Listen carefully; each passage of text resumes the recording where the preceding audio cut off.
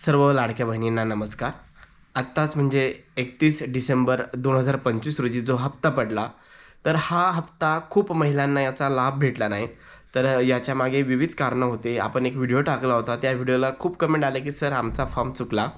त्यामुळे आमचं हप्ता पडला नाही." असं काही महिलांचं म्हणणं होतं. काही महिलांचं असं म्हणणं होतं, की "सर आम्ही सक्सेसफुली केली, तरी देखील आमचं म्हणणं नाही." तर तुम्हाला एक खरं सांगतो, की खूप साऱ्या महिलांनी घरी फॉर्म भरला, कोणी CSC सेंटरवर भरला. तर ह्या फॉर्म भरताना खूप साऱ्या चुका होत गेल्या. जिथं हो करायचं तिथं नाही झालं, जिथं नाही करायचं तिथं हो झालं. तर या जमलिंग गोष्टी घाईगडबडीत खूप साऱ्या होऊन गेल्या. CSC सेंटरवर देखील खूप सारी गर्दी होती.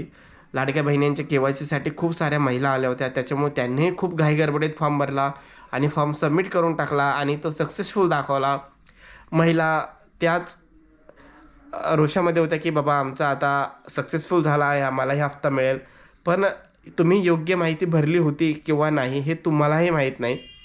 ॲक्च्युली आपण जेव्हा फॉर्म भरतो कोणताही, तेव्हा दोनदा रिव्हेरिफिकेशन करून घ्यायला पाहिजे. ही माहिती बरोबर आहे किंवा चुकीची आहे.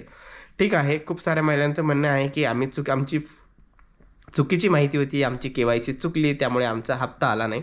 ठीक आहे, चुकी तर होत राहतात. आता पुढे काय? आता पुढेही दुरुस्त होईल किंवा नाही, प्रत्येकाच्या मनामध्ये एक आता संकोच आहे किंवा पुढे नेमकं KYC सुरू होती किंवा नाही, किंवा याच्यामध्ये आता जर सुधार करायचा असेल, योग्य KYC करायची असेल, एडिट करायचं असेल फॉर्म, तर कसा करायचा? याला प्रोसेस काय आहे? प्रत्येकाच्या मनामध्ये हा प्रश्न आहे.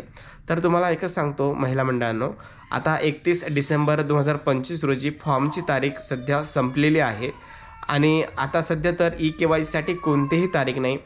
परंतु सध्या या कंप्लेंट सध्या खूप वरपर्यंत पोहोचले आहे. खूप महिलांचे महिला बाल विकास अधिकारी या प्रत्येक जिल्ह्याला गेलेले आहेत. मंत्री महोदय यांच्याकडे देखील केलेले आहे. तर त्यांनी आता पॉझिटिव्ह विचार केला आहे, की सध्या KYC 31 जानेवारी 2026 पर्यंत वाढवण्याचा त्यांचा विचार आहे.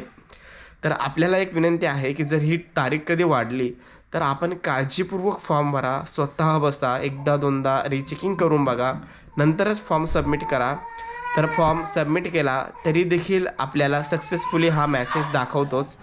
तर आपल्याला एक विनंती आहे, की आपण जर आपल्या चॅनलवरती नवीन असाल तर व्हिडिओला सबस्क्राईब करून ठेवा. म्हणजे पुढे जेव्हा KYCची डेट निघेल, आपण लगेच व्हिडिओ अपलोड करू आणि तुम्हाला सांगू, की फॉर्म कसा भरायचा, व्यवस्थितपणे रिचेक कसा करायचा, सबमिट कसा करायचा. कारण की ह्या छोट्या छोट्या गोष्टीकडे लक्ष देणं खूप महत्त्वाचं असतं. आपल्या एका छोट्याशा चुकीमुळे जी लाडक्या बहिणीचा हप्ता येतो तो बंद झाला आहे, फक्त एका छोट्याशा चुकीमुळे. म्हणून तुम्हाला विनंती करतो, की जेव्हा नवीन KYC होईल तर काळजीपूर्वक फॉर्म भरा. आणि अजून एक विनंती आहे, की चॅनलला नक्कीच सबस्क्राईब करा, बेल आयकॉनवर क्लिक करा. म्हणजे आपण सांगू तुम्हाला स्टेप बाय स्टेप फॉर्म कसा भरायचा. तुम्ही घरीही भरू शकता आणि CSC सेंटरवर देखील भरू शकता. पण काळजीपूर्वक फॉर्म भरणं खूप महत्त्वाचं आहे. तर तुमच्या काही अडचणी असतील वेगवेगळ्या, म्हणजे खूप साऱ्या महिलांच्या वेगळ्या अडचणी आहे. कुणाला OTP आला नाही, कुणाला काही आलं नाही. तर ज्यांना OTP आला नाही त्यांच्यासाठी एक सांगतो, OTP 2 कारणामुळे येऊ शकत नाही. एक तर आधार कार्डला तुमचा मोबाईल नंबर लिंक नसते आणि दुसरं म्हणजे तुमच्या मोबाईलमध्ये रिचार्ज नसते. या 2 कारणामुळे देखील OTP येत नाही. तर हा देखील कारण असू शकतो. ते देखील तुम्ही तयारी करून ठेवा.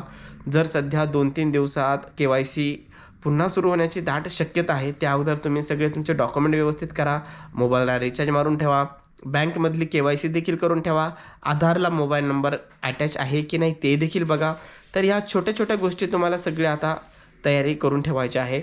आणि तुम्हाला व्हिडिओ आवडला असेल नक्की चॅनलला लाईक, शेअर आणि सबस्क्राईब करा. दुसऱ्या महिलांनाही पाठवा, म्हणजे ते देखील त्यांची पूर्वतयारी जी असेल ते करून ठेवल. धन्यवाद.